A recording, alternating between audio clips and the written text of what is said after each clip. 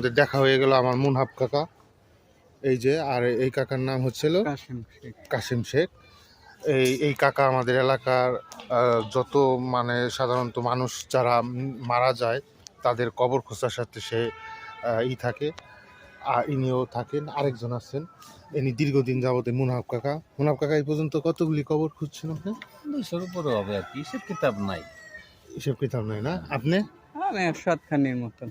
সাতখানির মতন না, আচ্ছা। আমার সাথে আর কি জোড়া দিচ্ছে। আপনারা যে উত্তম কাজটা করেন, এটা আপনাদের, আমি শুনছি যে আপনারা মানে কাজ ফেলাই রেখে আইসা এই কাজে আমার ছোটবেলা আমার পেন দাইতে এই অবস্থা, কিন্তু এই মাঝে হলে খাওয়া বাদ দিছিলাম, এখন এই যে আবার তোমাকে চাপে আনে খাওয়া লাগে আর কি। মানে যাদের কবর খুঁজছেন তার আত্মীয় স্বজনরা আপনাদের ভালোবাসে, আপনাদের মনে করে যে একটু খাওয়াইলে তারা একটু শান্তি পায়। আমরা খাওয়া সারাম দিছিলাম, এখন না খাইলে পর সমস্যা হয়, এই জন্য আবার খাওয়া শুরু করছি।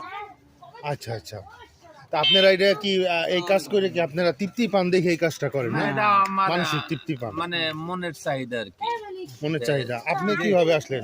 আমি ওই মামার হাতে। আমি তো কোনো লোক পাই না, আমার সাথে যদি একটা লোক হয় তাইলে আমার ঠিক আছে মামা, যেখানে যান আমারে বললেন, আমি আপনার সাথে যাব। তাহলে কাকা, আপনার কাছে আমার একটা প্রশ্ন।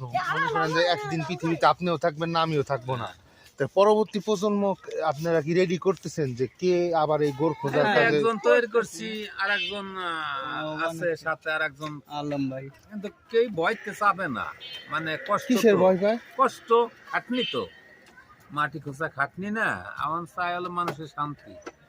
তাহলে কি এখন কি উন্নত কোনো প্রযুক্তি বাইরে হবে যে কবর খোঁজার, যে কেরেন দেয়া উঠাইলো? আল্লাহ এক ব্যবস্থা করে দিবে। না, তারপরেও আপনাদের কাছে এই সমাজ ঋণী। আপনারা যে কাজটা করতেছেন অবশ্যই একটা মহৎ কাজ, একটা মানুষের শেষ যাত্রায় আপনারা শরীক থাকতেছেন। এই বিষয়টাই আমি সমাজের কাছে তুলে ধরতে চাইছি।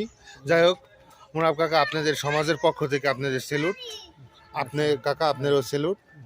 ঠিক আছে, আপনারা ভালো থাকবেন। আল্লাহ হাফেজ। আল্লাহ হাফেজ। আপনারও শান্তিতে। শান্তিতে।